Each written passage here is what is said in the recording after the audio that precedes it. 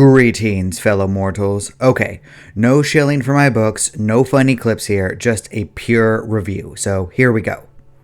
When I originally created my Last of Us prediction video, I said that I would make a follow-up where I eat my crow if I was wrong about the show. Well, here I am. I have a single feather in my hand. This is me eating it. HBO's Last of Us was a lot better than expected. It is, in fact, a good show, but here's the thing, all the problems that I saw popping up did actually arrive, so while HBO's Last of Us could be qualified as a good to great show, I would also say that it is the weakest version of this particular story.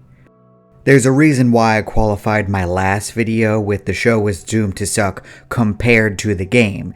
It was admittedly a cop-out, but I also knew that it was the inevitable truth no matter what.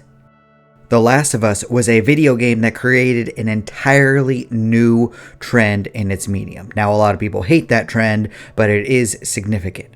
I don't see this show changing anything about television, other than more people talking about this particular story that has been told over and over and over again at this point.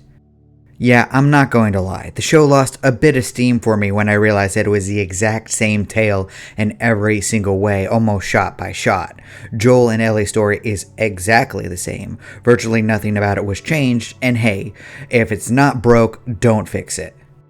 This is 100% The Last of Us, which is good for newcomers, but it's an anchor to someone who has played the game 3 times and deconstructed every section of it after playing the disaster, which is Part 2. Real changes come with the expanded characters. Sometimes they hit really well, like with Bill and Frank in episode 3, or it could be basically every other example where I didn't particularly care about the people at all. Basically, almost every expansion felt unnecessary, indulgent, and like pure bloat. Originally, I thought the show was 10 episodes, but it was actually 9, which is good because this is not a story that can support 10 episodes. One more, and I probably would have thought that it was going too long. One thing that I can't complain about is the music and sound quality. Those were top notch. The same thing could be said for the visuals, although sometimes I thought that the action was a little iffy.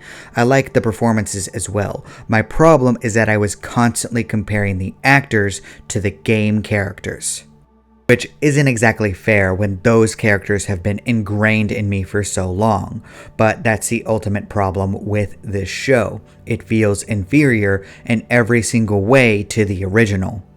It's impossible not to compare them when they are basically the same. Perhaps this would have been more refreshing if The Last of Us hadn't been in the public's attention for 10 years at this point. It never went away, so I could never miss it.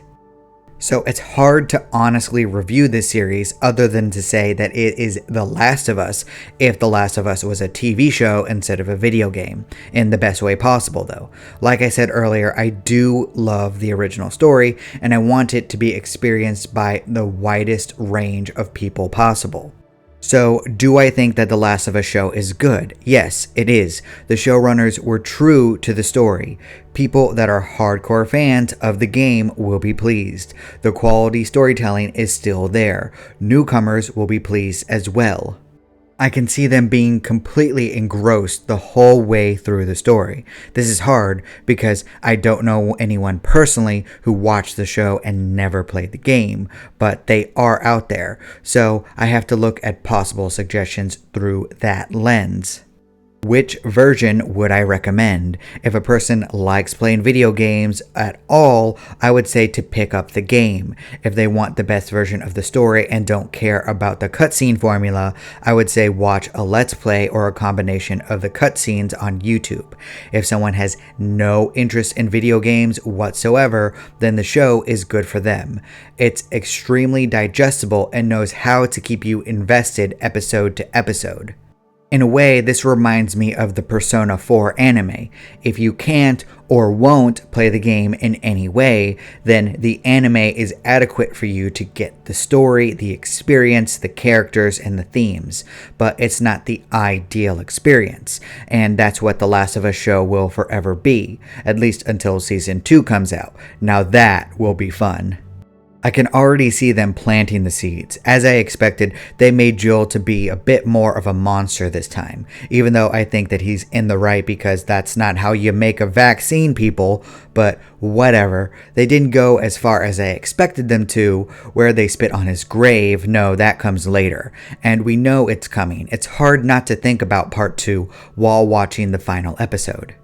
I think that we can all agree in the fact that no one is looking forward to the backlash from that. Here's the thing, video game fans are not actually unique on the internet. Every single fan base is toxic on the internet. Part 2 is going to be faithfully adapted, and it's going to go through the exact same issues as the game, and it will not be pretty.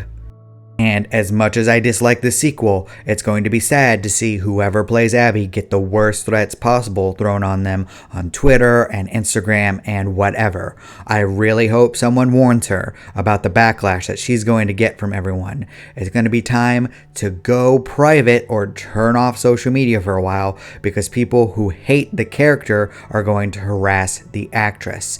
They're going to act like she's at fault for what happens.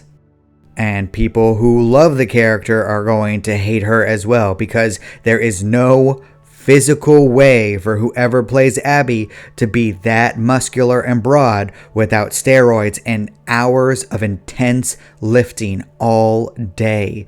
Abby looks like she can bench press a 300-pound dude without breaking a sweat. But for right now, I want to focus on the fact that the show hasn't messed anything up yet. The show was good and even great at times. The creators should be praised and rewarded for following the simple concept of respecting the source material. I would recommend this show to anyone who would never play the game. It is a fantastic experience, but I think I might just ignore everything having to do with this franchise from now on, including Season 2, the multiplayer game, and a possible Part 3 game. This show might very well be my last experience with this universe, at least unless there's a phenomenon where the next game proves to be the next coming of Jesus. I would give the possible enjoyment range of the show about a 7 to 9 out of 10. Most people will fall within those numbers as long as they're reasonable people, with outliers and journalists giving this a 10 out of 10 and complete haters being less than a 7. And those are my basic thoughts after watching the season finale. If I missed anything, leave a comment down below.